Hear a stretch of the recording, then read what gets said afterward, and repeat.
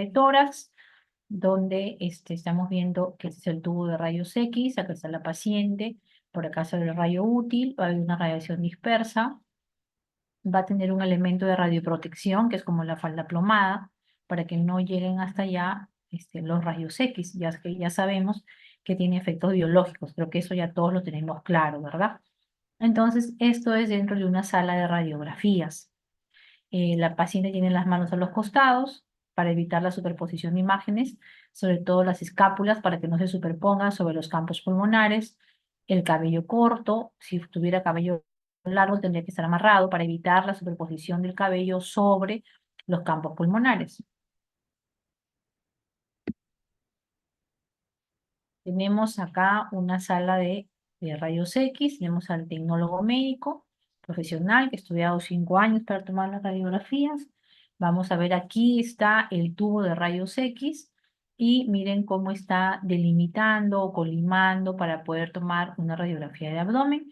La paciente en este caso está con una bata, se le coloca una bata para evitar que a veces el paciente pueda llegar de repente con algún polo que tenga alguna inscripción y esta inscripción tenga algunas micropartículas de plata o de algún metal y va a salir pues en la radiografía, ¿no? Entonces, por eso es que preferimos darle una bata al paciente. Y si en caso quisiera colocarse un polo, tendría que ser totalmente blanco. Sería lo ideal. Un ratito que siguen entrando. Tenemos acá el área de tomografía. En esta área vamos a ver el tecnólogo médico.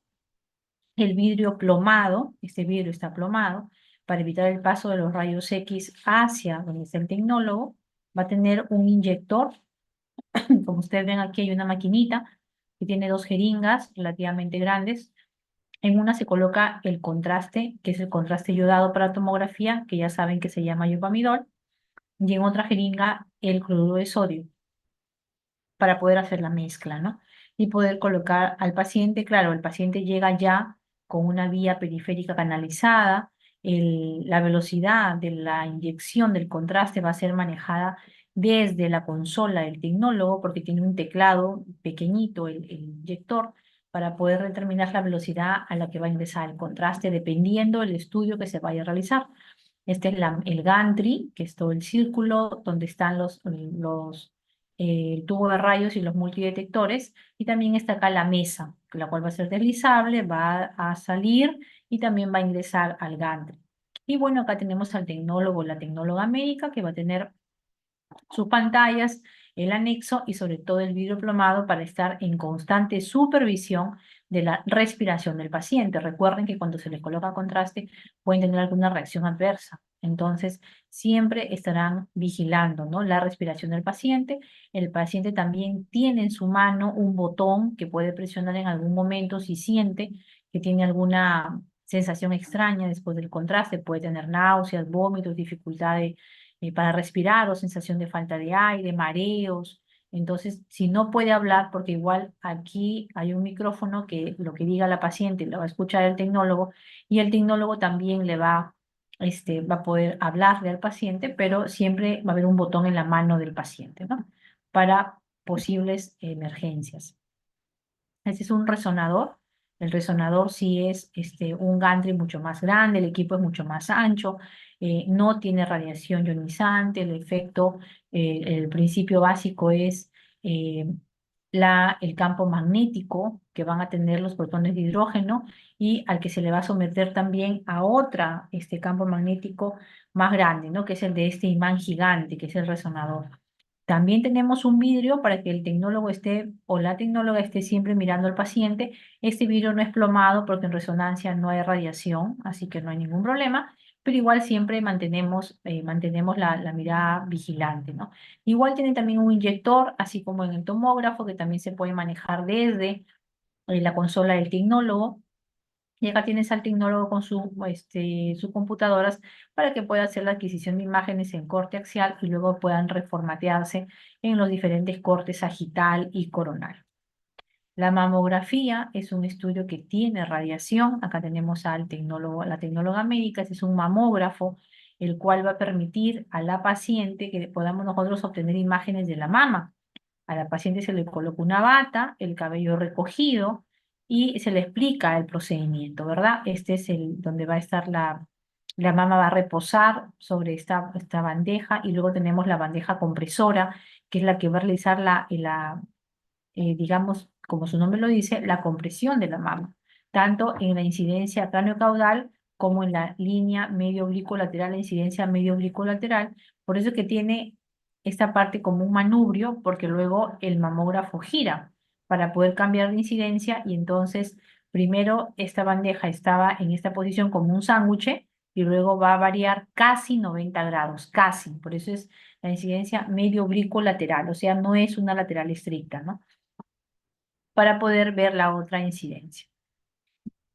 La ecografía, como ustedes saben ya, el principio básico es el piezoeléctrico a nivel de los transductores. Aquí se produce el efecto piezoeléctrico y van a ser ondas de ultrasonido que van a llegar al cuerpo y luego estas van a ser reflejadas y una vez más van a ser recepcionadas por el transductor y llegadas, convertidas a una imagen. Entonces, acá en el Perú todavía, por lo menos en Chiclayo, los radiólogos somos los que hacemos la ecografía.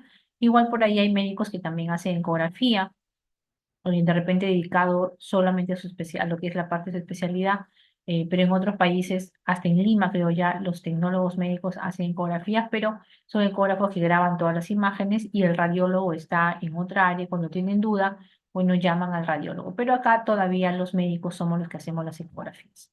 Radiología intervencionista es una subespecialidad de la radiología que ya es mínimamente invasiva y se encarga, por ejemplo, de hacer biopsias de hacer también, por ejemplo, clampar de alguna manera estos aneurismas, ¿no? Que pueden haber a nivel del árbol cerebral. Ellos lo que hacen es, más que clamparlos, es obstruir el flujo del aneurisma. Entonces ellos ingresan por la femoral con la técnica de Seldinger, que es con unas múltiples agujas muy finitas y unas guías hidrofílicas, que son como unos alambres muy delgaditos, ingresan hasta la carótida y luego aplican el contraste y se pinta todo el árbol cerebral vascular para poder detectar realmente dónde está el aneurisma. Esta es una panangiografía cerebral y ese es el estudio que es el gold estándar para el aneurisma. Entonces, porque va a detectar realmente en qué arteria es donde se ha producido el aneurisma. Tenemos radiografías de tórax dentro de todo lo que podemos solicitar, donde vamos a ver los pulmones, el corazón de densidad agua, los arcos postales anteriores y posteriores, también estructuras óseas, plano muscular y el plano graso. Vamos a ver radiografía de manos comparativas, así es como se pide esta radiografía. En el caso de los niños cuando sufren un accidente, sería bueno pedir comparativas porque en los niños pueden haber variantes anatómicas, son sus primeras radiografías y podrían llevarnos al error, ¿no? Entonces es bueno tener la comparación. Radiografía de pelvis, la pelvis es un solo hueso y es todo esto, la pelvis. Luego tenemos la cadera derecha, cadera izquierda. Les digo esto porque ya he visto órdenes donde dice radiografía de pelvis derecha, radiografía de pelvis izquierda. Entonces, por favor, alumnos, la pelvis es un solo hueso y vamos a ver que la cadera sí es del lado derecho y la cadera sí es del lado izquierdo.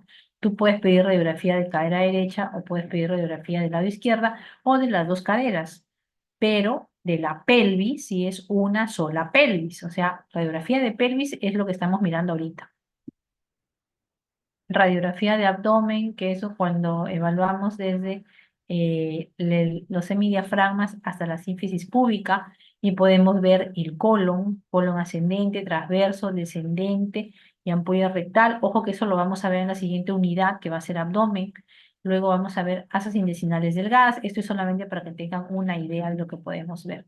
Esto es de un adulto, un niño, porque estamos viendo acá en el fémur, estamos viendo los cartílagos de conjunción, por ejemplo, en el trocánter mayor, trocánter menor, en la cabeza femoral. Estamos viendo los cartílagos de conjunción que aún no están osificados.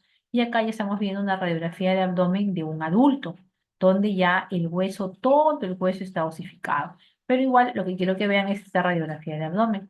Y vemos un colon ascendente, colon transverso, el colon descendente, la ampolla rectal, que puede tener aire o puede tener también contenido sólido. el psoas ilíaco, la silueta renal, miren ustedes por acá mi cursor, la silueta renal, acá está la otra silueta renal, recuerden que es un estudio en 2D, donde va a haber una superposición de imágenes. Luego tenemos la radiografía de hombro, que va a ser mínimo en 2 incidencias.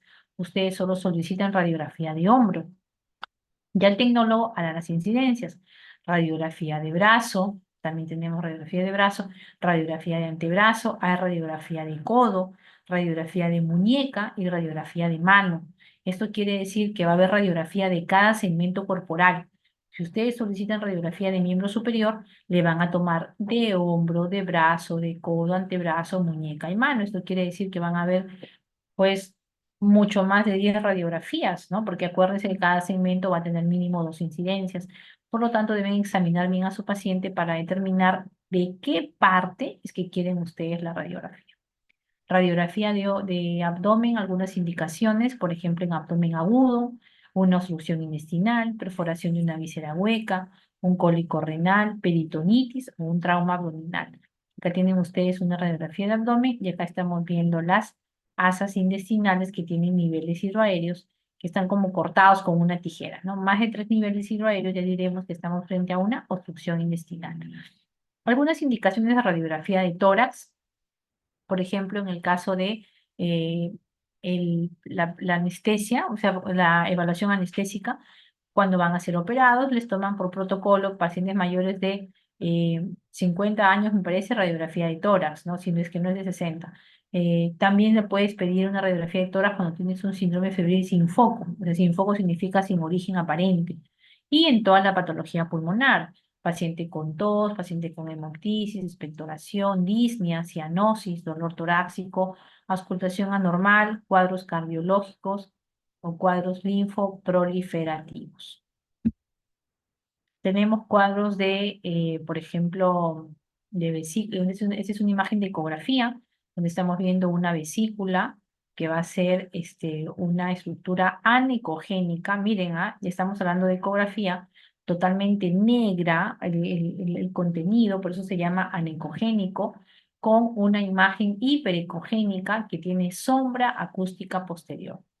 Esta sombra es un artefacto de ecografía que se llama sombra acústica posterior, porque es justamente una sombra, ¿no? Si ustedes ven, están visualizando una parte negra, oscura, es una sombra que va posterior a la imagen.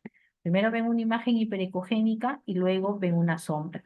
Esto es característico de un cálculo. Entonces acá estamos viendo un cálculo dentro de la vesícula y al costado estamos viendo el hígado. Ya lo vamos a ver más cuando veamos la unidad de abdomen, pero ya es para que más o menos vayan teniendo idea. Otro artefacto dentro de la ecografía es la reverberación, que son múltiples líneas paralelas entre sí perecogénicas que reflejan la presencia de gas. Entonces, cuando hay gas en el abdomen, por ejemplo, en el intestino, cuando la paciente ha almorzado y llega a su ecografía abdominal, este gas se va a visualizar así y no me va a dejar ver absolutamente nada. Recuerden que el enemigo de la ecografía es el gas, es el aire. Es por eso que cuando hacemos una ecografía abdominal pedimos que el paciente esté en ayunas. Si es la cita a las 8 de la mañana, tendrá que ser sin desayuno y si es en la tarde, tendrá que ser sin almuerzo. Un ayuno de más o menos 6 horas para que la vesícula esté totalmente distendida y también no tengamos gas y podamos observarlo. Esta es una ecografía de mama, donde estamos viendo una imagen anicogénica muy parecida al contenido de la vesícula. Entonces la ecografía me va a decir a mí si hay un contenido líquido, pero no me va a decir si ese líquido es sangre o es agua. Simplemente me va a decir que es líquido. No es como tomografía, que sí puedo medir densidades. Entonces, cuando vemos acá una imagen totalmente anicogénica, es decir, de contenido líquido, y estamos dentro de la glándula mamaria, que estamos viendo una estructura anicogénica, redonda, de bordes definidos, con refuerzo acústico posterior, que es otro artefacto de ecografía, es decir, vamos a ver una imagen hiperecogénica o líneas hiperecogénicas paralelas después de ver la imagen totalmente oscura. Este artefacto se llama refuerzo acústico posterior. Esto es una característica de un quiste. Entonces, este es un quiste en la mama. Entonces, la ecografía me va a servir para poder saber si tengo yo una lesión que es sólida o una lesión que es quística. Por ejemplo, acá tenemos una ecografía de mama donde vemos una imagen ovalada de bordes definidos que va a ser hipoecogénica, es decir, media gris, y esto significa que es de consistencia sólida, puede ser un fibroadenoma, que es un tumor benigno de la mama. Pero si yo tengo una estructura ovalada que es anecogénica, o sea, totalmente negrita, esto significa que tiene consistencia líquida, por lo tanto será un quiste. Le llamamos anecogénica o anecoico, son sinónimos. Entonces, mira la utilidad de la ecografía, que me puede decir si una lesión puede ser sólida o puede ser quística. Eso es lo importante. Otros artefactos de ecografía son los artefactos en espejo, cuando tenemos una doble imagen a ambos lados de una parte del abdomen que va a ser muy reflectante. Entonces acá tenemos nosotros la cápsula del hígado. Estamos viendo que acá vemos una imagen hipericogénica dentro del parénquima hepático. Sin embargo, se refleja como otra imagen igualita frente a ella, ¿no? Pero nosotros sabemos que después del parénquima hepático no vamos a encontrar otro órgano porque ya estaríamos hacia arriba, estaríamos ante el espacio pleural. Entonces, esto es un artefacto. Ese es un artefacto, pero en espejo le llamamos, ¿no? Pero tenemos que tener el conocimiento de que hay ese tipo de artefactos en ecografía. Tenemos la reverberación, que ya habíamos hablado, que es la presencia de gas. Mira, este es el intestino y este es el artefacto llamado reverberación. Cuando el paciente pues almuerza o recién ha comido, el intestino se llena de gas y mira, todo esto no me deja evaluar absolutamente nada. Luego pasamos a tomografía. La tomografía es un estudio que tiene mejor resolución espacial, que tiene radiación ionizante y que va a adquirir las imágenes en cortes axiales y luego las puede reformatear en cortes coronales y cortes sagitales. Entonces, este es un corte coronal. Ojo que les voy a preguntar en la clase de teoría. Este es un corte, a los que les enseño teoría el otro lunes. Este es un corte coronal y acá estamos viendo el hígado, el intestino, colon ascendente, colon descendente. Acá tenemos la vejiga, todos los músculos, estructuras óseas. Entonces, todo lo que podemos ver, ¿no? Nosotros en una tomografía. Acá tenemos una tomografía también abdominal, pero estamos viendo parte del tórax. Es una tomografía tóraco-abdominopélvica. La pelvis no logramos ver toda la vejiga como en la anterior, que yo sí veía toda la vejiga, miren, que tiene un contenido hipodenso, o sea, un contenido líquido. Acá tenemos el hígado, los riñones y acá vamos a ver una lesión tumoral, ¿no? Una lesión tumoral que va a estar justamente en el espacio donde se encuentra el vaso. Entonces puede ser una lesión esplénica, ¿no? Tranquilamente puede ser una lesión esplénica. Es una tomografía con contraste porque el hígado ya está con vascularidad hiperdensa y los riñones también tienen la cortical hiperdensa. Acá en tomografía son dos palabras, hiperdensa para ver las estructuras blancas, por decir así, hipodensa para las estructuras grises u oscuras. Entonces, en tomografía las imágenes se adquieren así, en corte axial.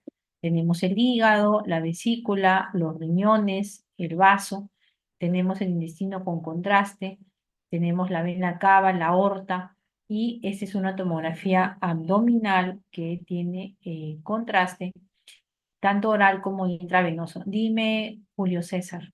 Sí, doctora, disculpe, no entendí muy bien el hiperedema, el hipodenso, disculpe. Acá en tomografía, aquí donde estamos viendo. Sí, sí, esa Ya. parte no Claro, mira, les comento, es por ejemplo el hipodenso o el término hipodenso significa de que es gris, ¿no? O de que es oscuro. Y el término hiperdenso de que es blanco. Entonces, todas las estructuras que se pintan con el contraste se van a volver hiperdensas. Por ejemplo, acá, a este paciente le han dado de beber contraste oral y mira cómo el intestino está pintado, ¿no? Está con unas imágenes hiperdensas. Eso es hiperdenso y el otro término es hipodenso. O sea, en tomografía solo hay dos palabras. Hipodenso para lo gris, hiperdenso para hipodenso para lo gris e hiperdenso para las estructuras blancas.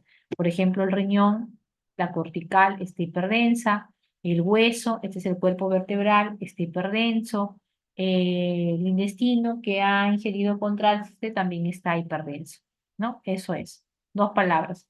Y por último tenemos la resonancia magnética, que es un estudio, es el gold estándar para poder evaluar todo lo que es cerebro y canal medular y patología vertebral. Entonces, si tú quieres evaluar algo, como les digo, de cerebro, de médula o de columna vertebral, el gold estándar es resonancia magnética, solamente que resonancia es un estudio pues costoso, de difícil acceso y demora también bastante para tomar el estudio, no demora 30 minutos, entonces a veces necesitamos eh, que el paciente colabore y también los dispositivos que pueda tener, ¿no? A veces tienen dispositivos como un marcapaso o puede tener implantes cocleares y no permite que ingrese eso al resonador, porque acuérdense que el resonador es como un gran imán. Entonces, acá tenemos, por ejemplo, el corte axial y el corte sagital. Se ve como un atlas de anatomía, básicamente, ¿no? Esa es la imagen de una resonancia. La resonancia se basa en secuencias. Acá tenemos la secuencia T1, donde el líquido, las palabras ahora van a ser hipointenso, hiperintenso. Hipointenso significa líquido negro, el líquido cefalorraquídeo que va a estar acá en las astas anteriores de los ventrículos laterales. Estas son las astas posteriores. En secuencia FLAIR, también vamos a ver que van a ver, es una mezcla de T1 con T2. En secuencia T2, el líquido va a ser hiperintenso. Entonces, también va a haber algunos cambios a nivel de la sustancia blanca y la sustancia gris. Entonces, acá lo hemos resumido en un cuadrito para que se ubiquen mejor. Y tenemos, por ejemplo, esta es una tomografía, esta es una imagen de resonancia potenciada en T1, esta es potenciada en T2 y esta es potenciada en FLAIR. Entonces, vemos, por ejemplo, en tomografía, el hueso va a ser hiperdenso, que es lo que estoy señalando. La grasa va a ser hipodensa, que está afuera, en el cuero cabelludo. El líquido cefalorraquídeo va a ser hipodenso aquí. La sustancia blanca, que va a ser central, va a ser hipodensa. Aquí, mira, esta parte de acá, la sustancia blanca. Y la sustancia gris, que es periférica, va a ser un poco más hiperdensa con respecto a la sustancia blanca. Entonces, cuando vamos a la secuencia T1, acuérdense que la resonancia es un conjunto de secuencias y estas secuencias van a tener diferentes nombres dependiendo del segmento corporal que yo voy a estudiar. Por ejemplo, si la resonancia es de abdomen, no voy a tener secuencia FLAIR. Voy a tener T1, voy a tener T2, voy a tener difusión, pero no voy a tener secuencia FLAIR. Entonces, dependiendo del estudio y del segmento corporal, es que se llaman las secuencias. Entonces, acá, por ejemplo, en secuencia T1, tenemos que el hueso va a ser hipointenso, que está aquí donde está mi cursor, que estoy señalando. La grasa va a brillar, es más bien esta hiperintensa. El líquido cefalorraquídeo, hipointenso. La sustancia blanca levemente hiperintensa y la sustancia gris isointensa, quiere decir de la misma densidad de la sustancia blanca, parecida, muy parecida. En secuencia T2 vamos a tener el hueso, que va a ser hipointenso, aquí lo estoy señalando. En secuencia, la grasa hiperintensa, la grasa va a brillar.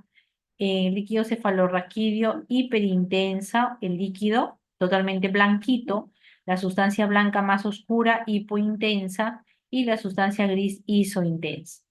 Luego, en secuencia FLAIR, tenemos el hueso hipointenso, acá donde estoy señalando, la grasa brilla, hiperintensa, el líquido cefalorraquídeo, hipointenso, la sustancia blanca también más hipointensa o oscura que está en el centro, y la sustancia gris va a ser isointensa.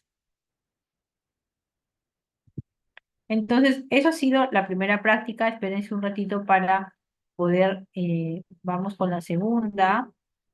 Vamos con la segunda práctica para ponernos al día de todo lo que nos hemos atrasado, no por culpa de nosotros, pero igual